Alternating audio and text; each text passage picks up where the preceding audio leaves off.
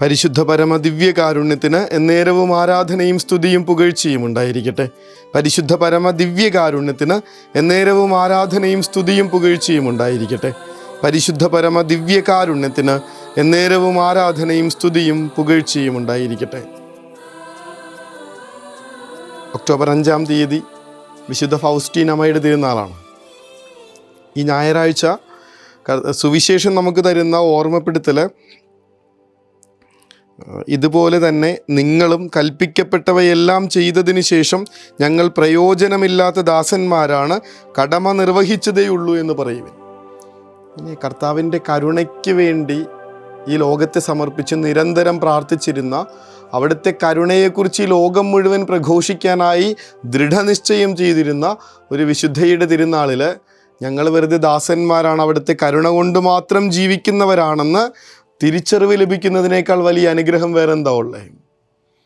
കർത്താവൻ ഞങ്ങൾ അനുഗ്രഹം വാങ്ങാനായിട്ട് ഞങ്ങൾക്ക് യാതൊരു യോഗ്യതയുമില്ല. കഴിഞ്ഞ ദിവസം ഒരു പുസ്തകം വായിക്കുമ്പോൾ വളരെ മനോഹരമായിട്ട് അതിനെക്കുറിച്ചിങ്ങനെ വ്യാഖ്യാനിച്ചു വച്ചിരിക്കുന്നത് കണ്ടായിരുന്നു. നമ്മൾ വിചാരിക്കുന്നത് നമ്മുടെ പ്രാർത്ഥന കൊണ്ടാണ് പല കാര്യങ്ങളും നടക്കുന്നതെന്നാണ്. നമ്മൾ വിചാരിച്ചു വച്ചിരിക്കുന്നത് എൻ്റെ മക്കൾക്ക് മാർക്ക് കിട്ടുന്നത്, എൻ്റെ പ്രിയപ്പെട്ട ഒരാൾക്ക് ജോലി ലഭിക്കുന്നത്, എൻ്റെ ഭാര്യയോ ഭർത്താവോ ഒക്കെ ഇങ്ങനെ നല്ല ജോലിയിലും നല്ല സാലറിയിലൊക്കെ മുന്നോട്ട് പോകുന്നത്, പ്രിയപ്പെട്ട ഒരാൾ രോഗാവസ്ഥയിൽ നിന്ന് തിരിച്ചു വരുന്നത്, ഇങ്ങനെ നീണ്ട ഒരു പട്ടിക എടുത്തിട്ട് ഇതെല്ലാം നമ്മൾ വിചാരിക്കുന്നത് ഞാൻ പ്രാർത്ഥിച്ചതുകൊണ്ടാണെന്നാ. ഇല്ല, അത് തന്നെയല്ലേ പറഞ്ഞുകൊണ്ടിരിക്കണേ. എൻ്റെ പ്രാർത്ഥന കൊണ്ട് അത്യാവശ്യം വലിയ പ്രശ്നമില്ലാതെ പോകുന്നുണ്ട്. പക്ഷെ ഓർക്കണം, ഇതെൻ്റെ പ്രാർത്ഥന കൊണ്ട് നടന്നതല്ലെന്നേ. ഇത് കർത്താവിൻ്റെ കരുണയൊന്നുകൊണ്ട് മാത്രം നടന്നത്. അവിടത്തേക്ക് എൻ്റെ മേൽ കരുണ തോന്നിയത് കൊണ്ട് മാത്രം നടക്കുന്ന കാര്യങ്ങളാണിത്. അല്ലാതെ ഞാൻ പ്രാർത്ഥിച്ചിട്ട് ഒരാളുടെ ജീവിതം മാറ്റാമെന്ന് വിചാരിക്കേണ്ട. പ്രാർത്ഥന അതുകൊണ്ട് ഒറ്റക്കാര്യം മാത്രമാണ്, കർത്താവെ ഞങ്ങളുടെ മേൽ കരുണ തോന്നണമേ. ബാക്കി കർത്താവ് പ്രവർത്തിക്കുന്നതാണ്.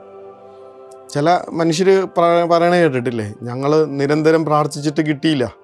അപ്പോഴാണ് അപ്പുറത്ത് വേറെ ആൾ പറയണത് ഞാൻ പ്രാർത്ഥിച്ചിട്ട് ഇന്നത് കിട്ടി. അല്ല, കർത്താവിൻ്റെ സമയമാകുമ്പോൾ, സ്വർഗത്തിൻ്റെ തീരുമാനിച്ചിരിക്കുന്ന പദ്ധതിയുടെ സമയമാകുമ്പോൾ ആ കർത്താവിന് കരുണ തോന്നി നമുക്ക് വേണ്ടി ചെയ്തു തരുന്നതാണ്.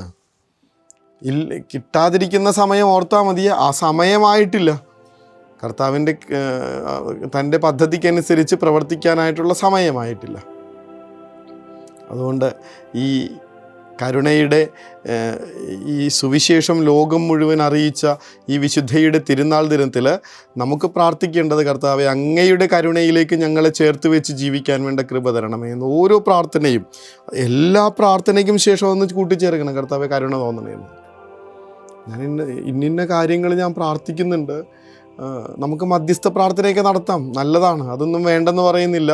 അതൊക്കെ ഒരുപാട് പേർക്ക് ബലം കൊടുക്കുന്നുണ്ട്. പക്ഷേ അതിനകത്ത് റിസൾട്ട് വരുന്നത് അത് കർത്താവ് കരുണ തോന്നുമ്പോൾ മാത്രമാണ്. അവൻ്റെ കരുണയിലേക്ക് കൂടെയുള്ളവരെ ചേർത്ത് വെച്ച് പ്രാർത്ഥിക്കുന്നതിനേക്കാൾ വലിയൊരു ശക്തമായിട്ടുള്ള പ്രാർത്ഥന ഇല്ല തന്നെ. മനസ്സിലാക്കണം. അതെ, കർത്താവിൻ്റെ കരുണയ്ക്ക് വേണ്ടി വേണം എൻ്റെ കുടുംബത്തെ സമർപ്പിച്ച് പ്രാർത്ഥിക്കാൻ. എൻ്റെ കുഞ്ഞുങ്ങളെ, വഴിതെറ്റിപ്പോകുന്ന കുഞ്ഞുങ്ങൾക്ക് വേണ്ടിയിട്ട് ഞാൻ മുട്ടിന്മേൽ നിൽക്കുന്നത് കൊണ്ടാണ് മാറ്റം വരുന്നതെന്നാണ് വിചാരിക്കുന്നത്. പക്ഷെ അതുകൊണ്ട് ഇതൊന്നും വേണ്ടാന്നല്ല. എൻ്റെ മുട്ടിന്മേൽ നിന്നുള്ള പ്രാർത്ഥന, എൻ്റെ തമ്പുരാനെ ഇവരുടെ മേൽ കരുണ തോന്നണമേ എന്നുള്ളതാണ്. ദാവീദിൻ്റെ പുത്രനായ ഈശോയെ, പാപിയായ എൻ്റെ മേൽ കരുണയായിരിക്കണമേ എന്ന് പ്രാർത്ഥിക്കുന്ന ഒരുവനിലേക്ക് കർത്താവ് നടന്നു വരുന്നതും അവന് ഉടൻ തന്നെ സൗഖ്യം നൽകുന്നതൊക്കെ നമ്മൾ കാണുന്നുണ്ട്. ഏറ്റവും പവർഫുള്ളായിട്ടുള്ളൊരു പ്രാർത്ഥനയായിട്ട് ഇത് മാറുന്നത് അയാളത് അത്യുച്ചത്തിൽ പ്രാർത്ഥിച്ചത് കൊണ്ടല്ല, നേരെ മറിച്ചത് പ്രാർത്ഥിച്ചത് അവൻ്റെ കരുണയ്ക്ക് വേണ്ടിയായതുകൊണ്ടാണ്. കർത്താവെ, ഞങ്ങൾ പ്രയോജനമില്ലാത്ത ദാസന്മാരാണ്, പ്രാർത്ഥിക്കാൻ പോലും യോഗ്യതയില്ലാത്തവരാണ്. അങ്ങയുടെ അനുഗ്രഹങ്ങൾക്ക് പാത്രമാകാനുള്ള ഒരർഹതയും ഞങ്ങൾക്കില്ല. എങ്കിലും അങ്ങയുടെ കരുണയിലേക്ക് ഞങ്ങളെ ചേർത്ത് വെച്ചുകൊണ്ട് ഞങ്ങൾ പ്രാർത്ഥിക്കുകയാണ്, കരുണയായിരിക്കണമേ. അവിടുത്തെ വലിയ കാരുണ്യത്തിൻ്റെ കൃപ വർഷിക്കപ്പെടാൻ വേണ്ടി നമ്മളെ ഓരോരുത്തരെയും, പ്രിയപ്പെട്ടവരെ ഓരോരുത്തരെയും, നമുക്കറിയാമല്ലോ ചില മനുഷ്യരെയൊക്കെ, ശരിക്കും അവർക്ക് വേണ്ടി പ്രാർത്ഥിക്കാൻ പോലും നമുക്ക് തോന്നാറില്ല.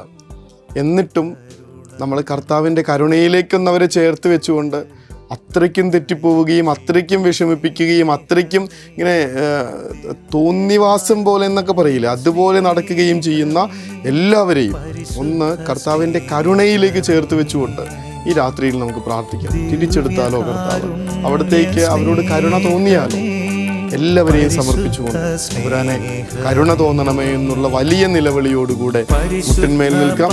അവിടുത്തെ ആശീർവാദം ചെയ്യും.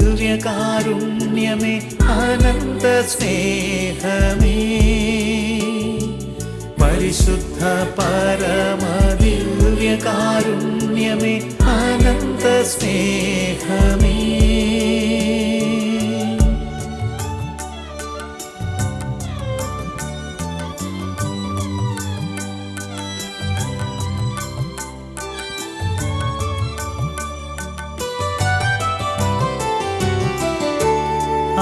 പരിശുദ്ധ പരമദിവ്യകാരുണ്യത്തിന് എന്നേരവും ആരാധനയും സ്തുതിയും പുകഴ്ചയും ഉണ്ടായിരിക്കട്ടെ.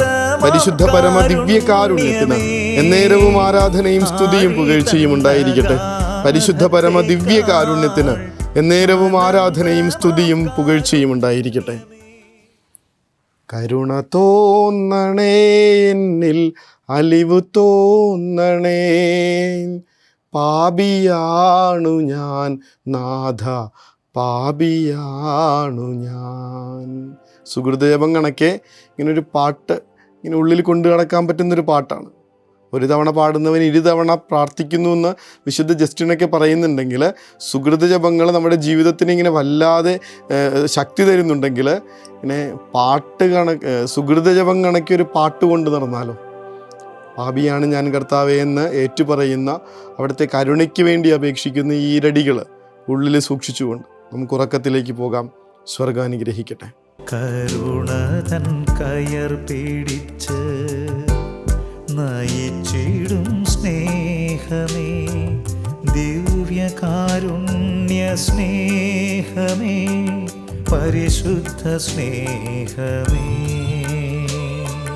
പരിശുദ്ധ പരമദിവ്യകാരുണ്യമേ അനന്ത സ്നേഹമേ. പരിശുദ്ധ പരമദിവ്യകാരുണ്യമേ അനന്ത സ്നേഹമേ.